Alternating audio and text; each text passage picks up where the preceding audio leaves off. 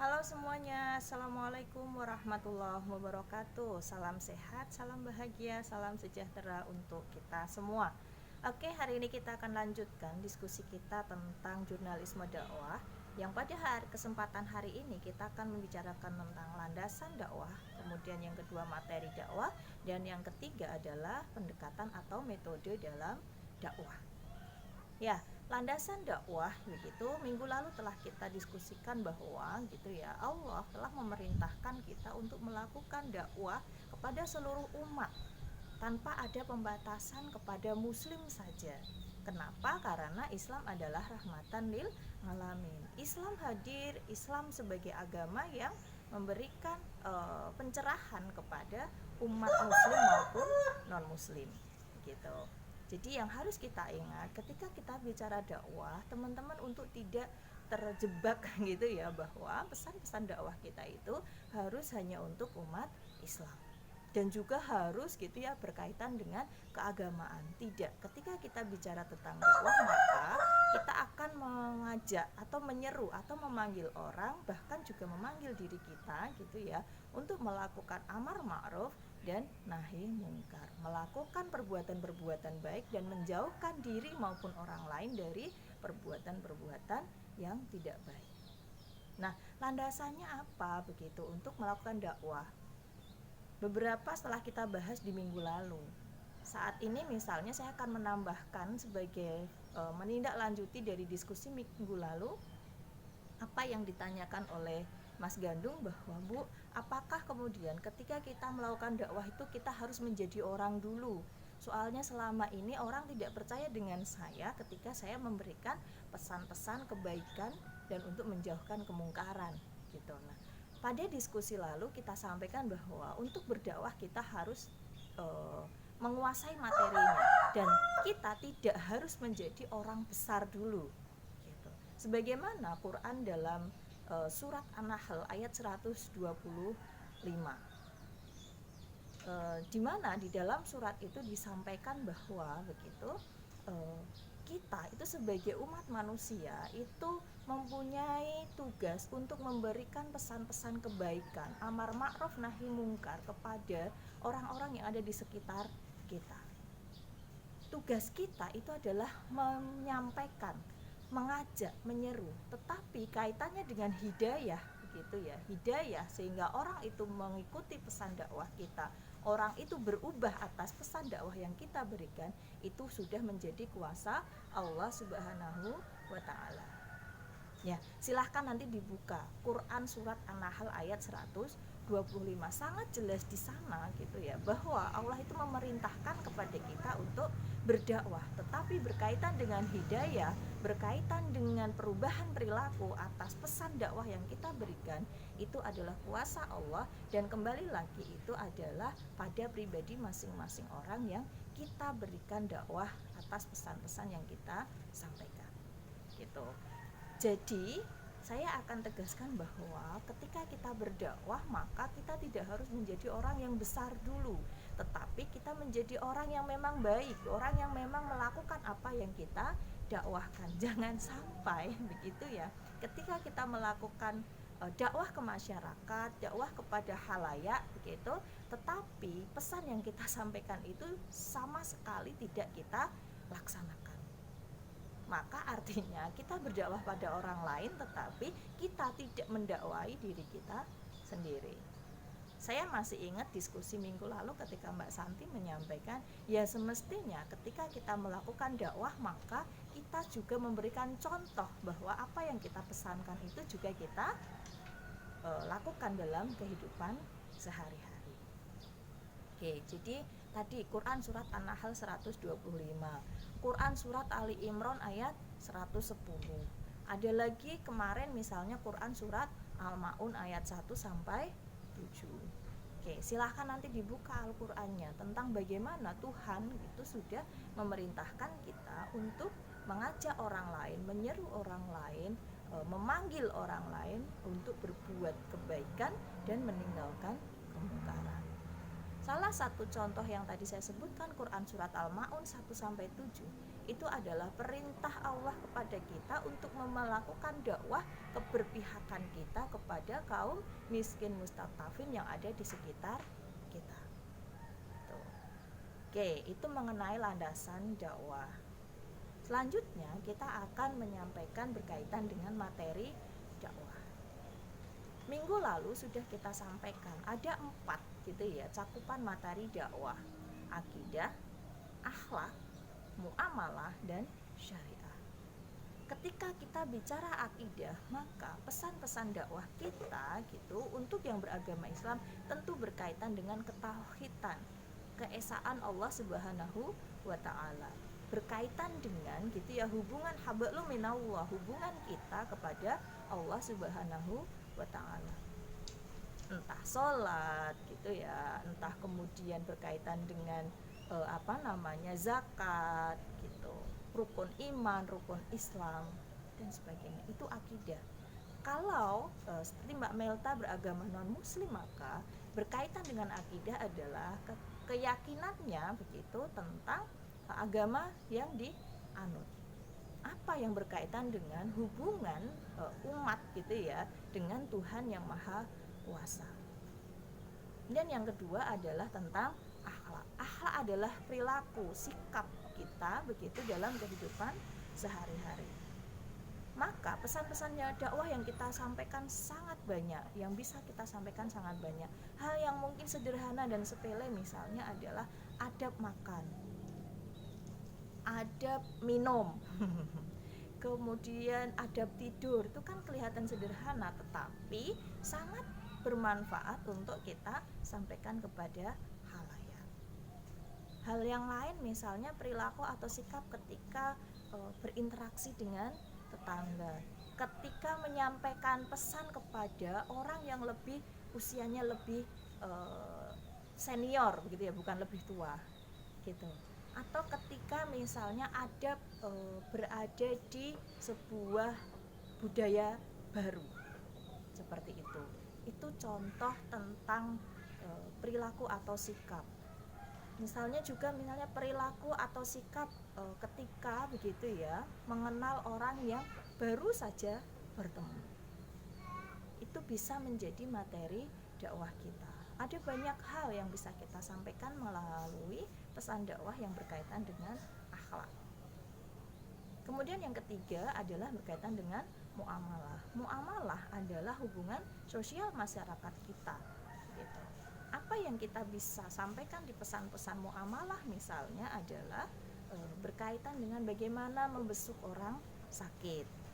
Ketika ada keluarga yang sedang tertimpa musibah misalnya, apa yang mestinya kita lakukan gitu. Itu bisa menjadi pesan-pesan muamalah, hubungan sosial kemasyarakatan kita. Yang keempat adalah berkaitan dengan syariah atau hukum. Hukum di sini adalah hukum agama maupun hukum negara.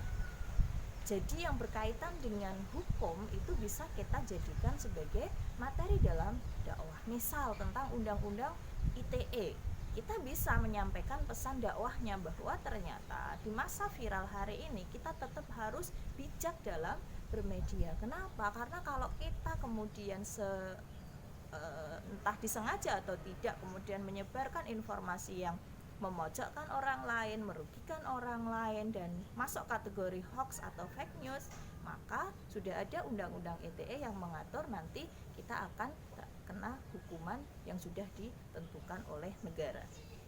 Kalau di agama misalnya berkaitan dengan syariat adalah bagaimana begitu ya hukum wali hakim pada seorang anak perempuan yang akan menikah tetapi dia punya kakak laki-laki yang sudah tidak satu rumah, bapaknya sudah meninggal begitu, dan kakaknya ini ternyata berhalangan untuk hadir di dalam pernikahannya. Maka ini bisa kalian jadikan materi dakwah bagaimana sebenarnya hukum ketika kita melalui seorang hakim untuk menjadi wali kita saat menikah jika kondisinya seperti yang tadi saya ceritakan gitu. Oke, jadi 4 ya, akidah, akhlak, muamalah, dan syariah. Sekali lagi tolong ditegaskan, diingat gitu ya, ketika bicara syariah bukan hanya bicara tentang hukum agama, tetapi juga hukum negara yang ada di Indonesia maupun bahkan di dunia gitu. Isu dan topiknya minggu lalu sudah kita contohkan, bisa intoleransi, bisa toleransi, bisa kesehatan, pendidikan, keagamaan. Silahkan nanti dieksplor gitu ya, untuk kemudian teman-teman bisa tuangkan dalam pesan-pesan dakwahnya ya. Nah, berikutnya kita akan bicara tentang metode atau pendekatan dalam dakwah. Metode atau pendekatan dalam dakwah adalah sebuah cara yang digunakan gitu ya, yang kita gunakan untuk kemudian menyampaikan pesan dakwah kepada halayak. Dalam dakwah itu bisa kita lakukan secara personal maupun nanti secara berkelompok dengan sasaran baik pribadi maupun juga halayak luas. Tetapi ketika kita bicara tentang jurnalistik dakwah, maka sasaran kita adalah halayak luas. Kenapa? Karena karya jurnalistik itu akan kita publikasikan. Di era hari ini yang semua serba digital, semua serba viral, maka cakupan dakwah yang teman-teman akan produksi nanti itu cakupannya sangat luas, bisa menjangkau seluruh umat yang ada di dunia. Sekarang ini tidak ada lagi batas ruang, waktu, tenaga, biaya untuk kemudian menyampaikan pesan dakwah kita kepada masyarakat luas. Nah, pendekatan di dalam dakwah kita itu bisa pendekatannya kultural dan juga pendekatannya struktural. Apa yang dimaksud dengan pendekatan kultural begitu? Pendekatan kultural adalah sebuah metode dakwah yang kita sampaikan kepada masyarakat dengan gitu ya, mempelajari sosial culture, sosial kultural yang ada di masyarakat. Seperti yang kemarin disampaikan Mbak Sekar gitu. Salah satu contoh case tentang budaya yang ada di masyarakat. Maka kita tidak serta-merta menyampaikan bahwa budaya itu salah, budaya itu tidak sesuai dengan ajaran yang ada di dalam agama.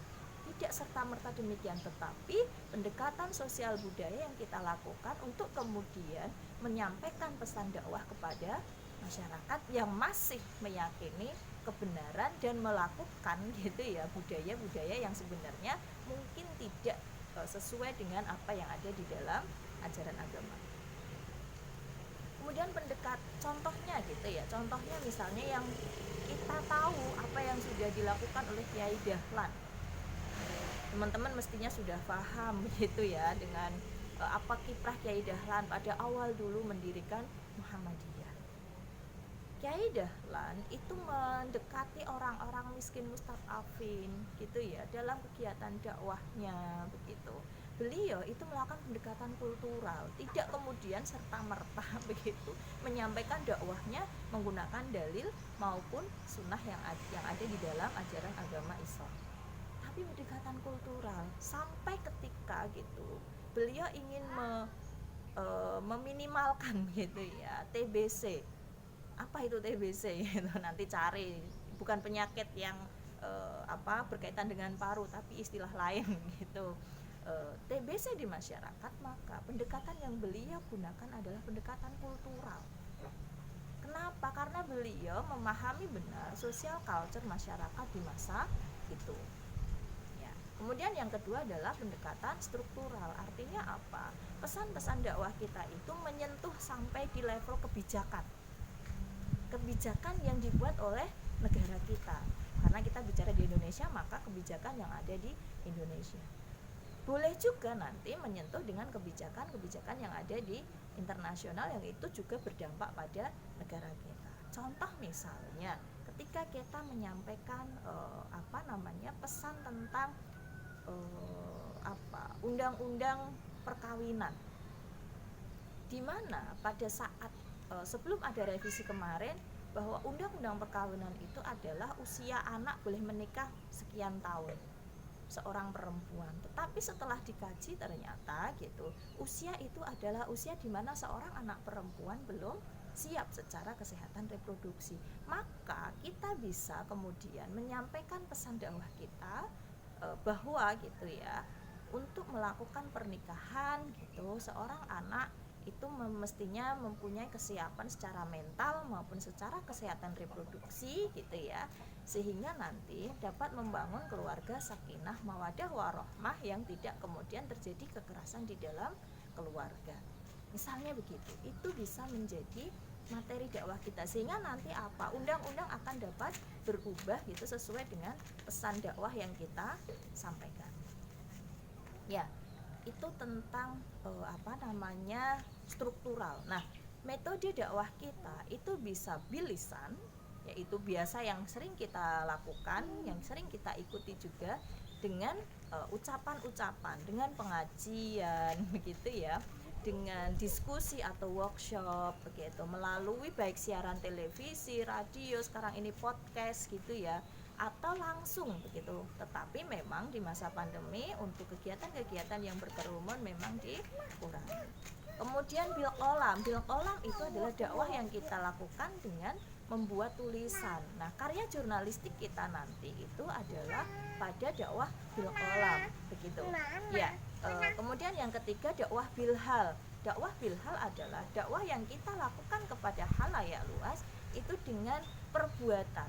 Contohnya adalah kegiatan-kegiatan yang kita lakukan untuk melakukan pemberdayaan pada masyarakat, mendampingi masyarakat untuk menjadi bisa dari awalnya tidak bisa, mendampingi masyarakat untuk menjadi tahu dari awalnya tidak tahu, mendampingi masyarakat untuk memperoleh akses kesehatan, akses pendidikan, memperoleh hak-haknya. Itu adalah contoh dalam kegiatan dakwah bilhal.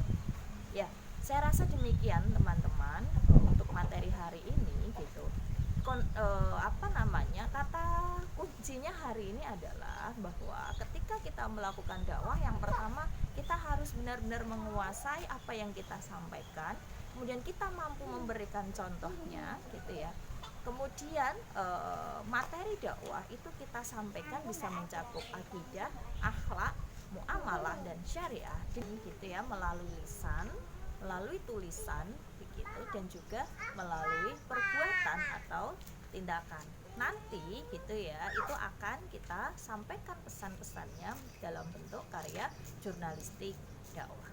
Ya, oke teman-teman, saya rasa demikian pertemuan kita hari ini. Kita lanjutkan diskusinya di forum e-learning. Silahkan untuk saling berdiskusi, untuk saling menimpali, untuk kita saling memahami begitu ya, menambahkan pemahaman kita berkaitan dengan materi landasan, materi maupun metode dan pendekatan dalam dakwah. Kita akhiri dengan membaca hamdalah bersama-sama. Alhamdulillahirabbil alamin. Billahi taufiq wal hidayah. Assalamualaikum warahmatullahi wabarakatuh.